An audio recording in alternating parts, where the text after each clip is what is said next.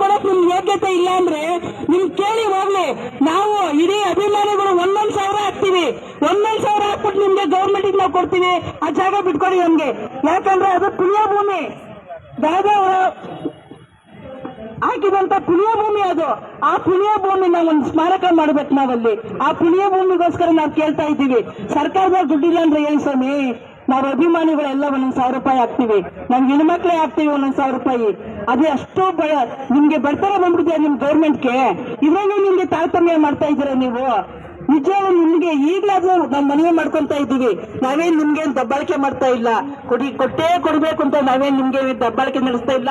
ನಿಮ್ಮನ್ನ ಮನವಿ ಮಾಡ್ಕೊಂತ ಇದ್ದೀವಿ. ಸ್ವಾಮಿ 14 ವರ್ಷದಿಂದ ನಾವು ನಮ್ ಕೂಗು ನಿಮ್ಗೆ ಕೇಳಿಸ್ತಾ ಇಲ್ಲ ಇರ್ಬೋದು. ನೋಡಿ ಇವತ್ತಾದ್ರೂ ನೀವು ಕೇಳಿಸ್ಕೊಳ್ಳಿ. ಇಷ್ಟು ದಿನ ನೀವು ಕಿವಿಗೆ ಹತ್ತಿ ಇಟ್ಕೊಂಡಿದ್ರೇನೋ ನಮಗ್ ಗೊತ್ತಿಲ್ಲ. ಇವತ್ತು ನೀವು ಹತ್ತಿನ ಕಿತ್ತು ಬಿಸಾಕಿ ನಮ್ ಮಾತ್ರ ಕೇಳಿಸ್ಕೊಂಡು ದಯಮಾಡಿ ಆ ಹತ್ತಿರದ ಜಾಗನ ದಯಮಾಡಿ ಕೊಡಿ ಅಂತ ನಾವು ಕೇಳ್ಕೊಂತ ಇದ್ದೀವಿ. ಏನ್ ನಮ್ಮ ಹೋರಾಟಗಾರರು ಬಂದಿದ್ದಾರೆ, ನಮ್ಮ ಅಂಬೇಡ್ಕರ್ ಕ್ರಾಂತಿ ಸೇನೆಯ ಕ್ರಾಂತಿ ಅಂತಾನೆ ಹೇಳ್ಬೋದು. ಆ ಒಂದು ಅಂಬೇಡ್ಕರ್ ಅವರ ತತ್ವ ಸಿದ್ಧಾಂತನ ಒಳಗೊಂಡಂತ ಒಬ್ಬ ಧೀಮಂತ ನಾಯಕ, ಬಡವರ ಬಂದು ಯುವಕರ ಆಶಾ ಕಿರಣ ನಮ್ಮ ಕ್ರಾಂತಿರಾಜ್ ಅವರು ಕೂಡ ಬಂದಿದ್ದಾರೆ.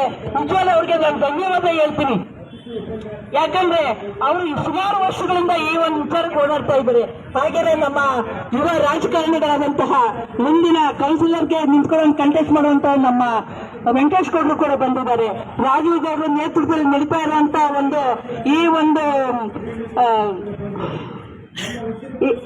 ಒಂದು ಹೋರಾಟಕ್ಕೆ ನಮ್ಮ ಮಹಿಳಾ ಪರ ಅಧ್ಯಕ್ಷ ಅಂತಹ ಸವಿತಾ ಮೇಡಮ್ ಅವರು, ಅನೇಕ ನಮ್ಮ ಮಹಿಳೆಯರು, ಅವಿನಿಕಾ ಮೇಡಮ್ ಅವರು, ನಮ್ಮ ಚಿನ್ನಪ್ಪ ವಿಷ್ಣುವರ್ಧನ್ ಅಭಿಮಾನಿ, ಜೂನಿಯರ್ ವಿಷ್ಣುವರ್ಧನ್ ಅಂತಾನೆ ಹೇಳ್ತೀನಿ, ನಮ್ಮ ಚಿನ್ನಪ್ಪ ಅವರು ಬಂದಿದ್ದಾರೆ. ನಮ್ಮ ರೈತ ಪರ ಸಂಘಟನೆ ಸಂಸ್ಥಾಪಕರಾದಂತಹ ಬೆಸಮೇಗೌಡರು, ನಮ್ಮ ಕನ್ನಡ ಒಕ್ಕೂಟದ ಎಲ್ಲದಕ್ಕೂ ಮುಂಚೂಣಿಯಲ್ಲಿ ನಿಂತ್ಕೊಂಡು ಯಾವುದೇ ಹೋರಾಟ ಆಗಲಿ ನ್ಯಾಯಪೂರಿತವಾಗಿ ಮಾಡುವಂತ ನಮ್ಮ ಸಹೋದರ ನಟರಾಜ್ ಸರ್ ಕೂಡ ಅವ್ರಿಗೂ ಅಭಿನಂದನೆ ಸಲ್ಲಿಸ್ತೀನಿ. ಸೀತಾಬಾಯಿ, ಹಾಗೆ ನಮ್ಮ ಕೃಷ್ಣಗೌಡರು ನಿಜವಾಗ್ಲೂ ಹಿರಿಯ ಹೋರಾಟಗಾರರು. ಖುಷಿ ಆಗ್ತಾ ಇದೆ. ಯಾವುದೇ ಹೋರಾಟ ಆದ್ರೂ ಕೂಡ ಬಂದು ಭಾಗವಹಿಸಿ ಒಂದು ನ್ಯಾಯ ಕೊಡಿಸುವಂತ ಕೆಲಸಕ್ಕೆ ಅವರು ನಿಂತ್ಕೊಳ್ತಾರೆ. ನಿಜವಾಗ್ಲೂ ಎಲ್ಲರ ಹೆಸರು ಹೇಳೋದಕ್ಕೂ ನನಗೆ ಈಗ ಸಮಯ ಇಲ್ಲ. ದಯಮಾಡಿ ಎಲ್ಲಾ ಸಹೋದರರು ಏನ್ ಬಂದಿದ್ದೀರೋ ನೀವೆಲ್ಲರಿಗೂ ತುಂಬಾ ಧನ್ಯವಾದಗಳು. ವಿಷ್ಣುವರ್ಧನ್ ಮೇಲೆ ಇಷ್ಟು ಅಭಿಮಾನ ಇಟ್ಟು ನೀವು ಬಂದಿದ್ದೀರಾ ಅಂತಂದ್ರೆ ನಾನು ಅಭಿನಂದಿಸಬೇಕಾಗುತ್ತೆ. ಜೈ ಭುವನೇಶ್ವರಿ, ಜೈ ಕರ್ನಾಟಕ. ಬೇಕೇ ಬೇಕು, ಬೇಕೇ ಬೇಕು. ಎಲ್ಲಿ ತನಕ ಹೋರಾಟ, ಯಾತಕ್ಕಾಗಿ ಹೋರಾಟ? ಜೈ ಭುವನೇಶ್ವರಿ, ಜೈ ವಿಷ್ಣುದಾದ. ಮಾತನಾಡಲಿಕ್ಕಾಗಲ್ಲ, ಯಾಕೆಂದ್ರೆ ಗಂಟಲು ಸರಿ ಇಲ್ಲ, ಆರೋಗ್ಯದ ಸಮಸ್ಯೆ ಇರೋದ್ರಿಂದ ತುಂಬಾ ಹೊತ್ತು ಮಾತಾಡಲ್ಲ. ಒಂದು ಲೈನ್ ಮಾತಾಡ್ತೀನಿ. ಎಲ್ರಿಗೂ ನಮಸ್ಕಾರ. ಒಬ್ಬ ಕಲಾವಿದ ಸತ್ರು ಕೂಡ ಬದುಕಿರ್ತಾನೆ, ಕಲೆಗೆ ಸಾವಿಲ್ಲ ಅನ್ನೋದನ್ನ ಪ್ರತಿಯೊಬ್ಬ ಕಲಾವಿದರು ಸಾಬೀತು ಮಾಡ್ತಾರೆ. ಒಂದು ಖುಷಿಯ ವಿಚಾರ ಅಂದ್ರೆ, ಒಬ್ಬ ನಟನಿಗಾಗಿ ಕೋರ್ಟ್ ಮೆಟ್ಟಿಲಿನ ಏರಿ ಇವತ್ತು ಕಾನೂನು ಪ್ರಕಾರ ಹೋರಾಟ ಮಾಡ್ತಿರುವಂತಹ ನಮ್ಮ ರಾಜೀವ್ ಗೌಡ್ರಿಗೆ ನಮ್ಮೆಲ್ಲರ ಕಡೆಯಿಂದ ಒಂದು ದೊಡ್ಡ ಧನ್ಯವಾದಗಳು. ಯಾಕೆಂದ್ರೆ ನಾವು ಯಾವುದೇ ಒಂದು ನಿಷ್ಠಾವಂತ ಹೋರಾಟ ಅದು ಎಲ್ಲೇ ಇರಬಹುದು, ಯಾರ ವಿರುದ್ಧವೇ ಆಗಿರಬಹುದು, ನಾವು ಧ್ವನಿ ಎತ್ತುತ್ತೀವಿ. ಹಾಗಾಗಿ ನಾವೆಲ್ಲರೂ ಕೂಡ ಇಲ್ಲಿ ಬಂದಿರುವಂಥದ್ದು ನಿಷ್ಠಾವಂತ ಹೋರಾಟಗಾರರಿಗಾಗಿ. ಒಬ್ಬ ನಿಷ್ಠಾವಂತ ಹೋರಾಟಗಾರ ಮನೆ ಮಠ ಎಲ್ಲವನ್ನು ಬಿಟ್ಟು ಕಾನೂನು ಮೊರೆ ಹೋಗಿ ಇವತ್ತು ಎಲ್ಲರನ್ನು ಕೂರಿಸಿ ಪಾಪ ಆ ಮನುಷ್ಯ ಬೇಡ್ಕೋತಾರೆ ಕಣ್ರಿ. ಇದು ನನಗಾಗಿ ಮಾಡ್ತಿರೋಂಥದ್ದಲ್ಲ, ಡಾಕ್ಟರ್ ವಿಷ್ಣುವರ್ಧನ್ ರವರಿಗೆ ಮಾಡ್ತಿರೋಂಥದ್ದು. ದಯಮಾಡಿ ಎಲ್ಲ ಹೋರಾಟಗಾರರು ಬನ್ನಿ, ಯಾವ ಭೇದ ಏನು ಬೇಡ, ನನಗೆ ಸಪೋರ್ಟ್ ಮಾಡಿ. ದಯಮಾಡಿ ನಾನು ತುಂಬಾ ಕಷ್ಟಪಟ್ಟು ಹೋರಾಟ ಮಾಡ್ತಿದ್ದೀನಿ ಅಂತ ಬೇಡ್ಕೊಳ್ತಾರ್ರಿ ಅವರು. ಅವ್ರ ಮನೆಗೆ ಅವ್ರು ಹೋರಾಟ ಮಾಡ್ತಿಲ್ಲ, ಒಂದು ಅಭಿಮಾನಕ್ಕಾಗಿ ಹೋರಾಟ ಮಾಡ್ತಿರೋಂಥದ್ದು. ಅಭಿಮಾನ ಒಬ್ಬ ನಟನ ಮೇಲೆ ಅಭಿಮಾನ ಅಲ್ಲ, ಒಬ್ಬ ರಾಜಕಾರಣಿ ಮೇಲೂ ಅಭಿಮಾನ ಇರುತ್ತೆ, ಒಬ್ಬ ಹೋರಾಟಗಾರನ ಮೇಲೂ ಅಭಿಮಾನ ಇರುತ್ತೆ, ಒಬ್ಬ ಸೈನಿಕನ ಮೇಲೂ ಹೋರಾಟ ಇರುತ್ತೆ, ಅಭಿಮಾನ ಇರುತ್ತೆ. ಒಬ್ಬ ಶಿಕ್ಷಕನ ಮೇಲೂ ಅಭಿಮಾನ ಇರುತ್ತೆ, ಒಬ್ಬ ರೈತನ ಮೇಲೂ ಅಭಿಮಾನ ಇರುತ್ತೆ.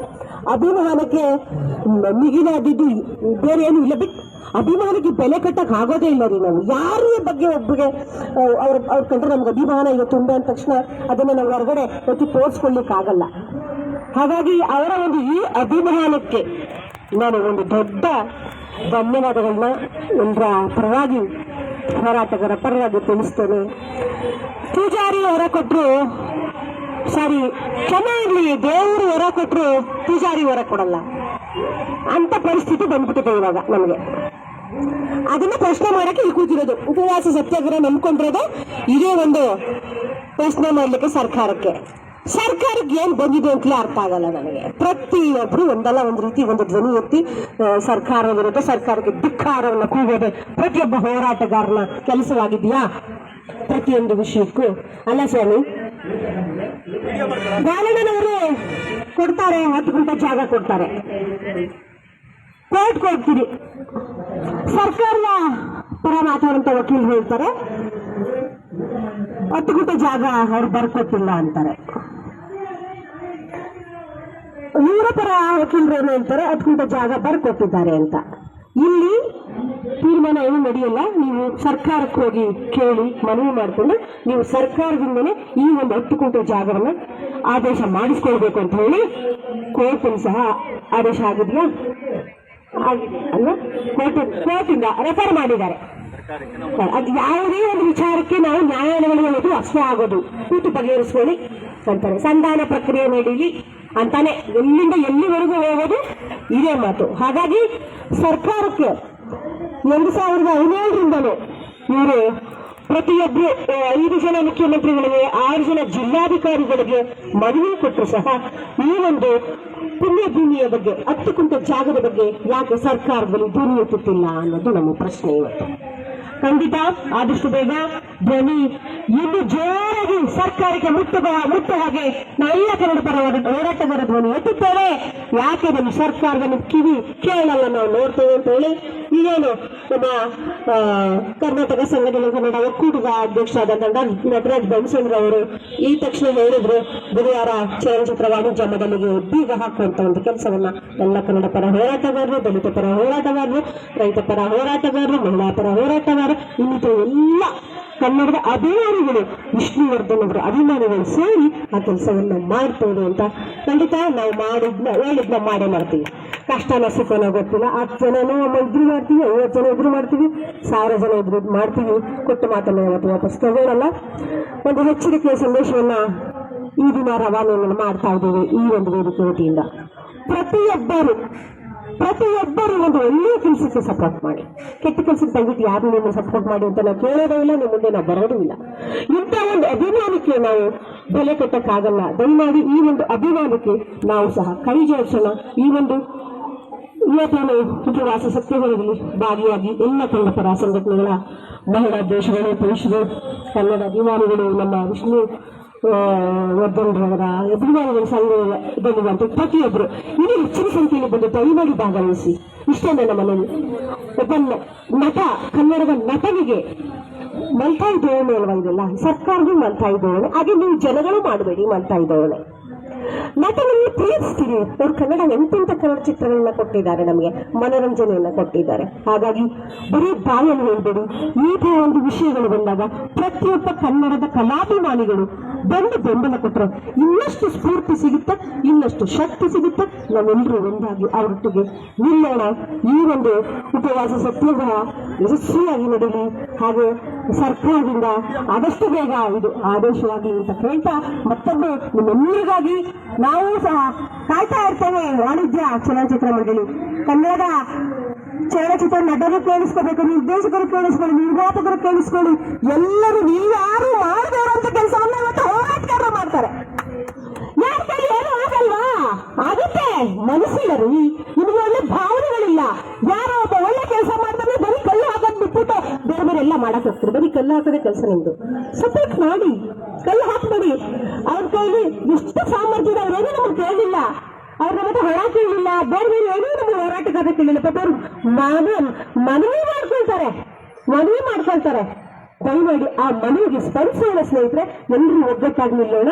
ಈ ಒಂದು ಹೋರಾಟದ ಹಾದಿ ಇನ್ನಷ್ಟು ಒಂದು ಉಗ್ರವಾದ ಸ್ವರೂಪಕ್ಕೆ ತಿಳ್ಕೊಳ್ಬೇಕು. ಯಾಕಂದ್ರೆ ಏನ್ ಹೇಳ್ತಾರೆ, ಸುಮ್ಮನೆ ಮಾವಿನ ಮರ ನೋಡ್ಕೊಂಡು ಕುತ್ಕೊಂಡ್ರೆ ಮಾವಿನಕಾಯಿ ಉದ್ರೋಗಂತೆ, ಕಲ್ಲು ಹೊಡಿಬೇಕು.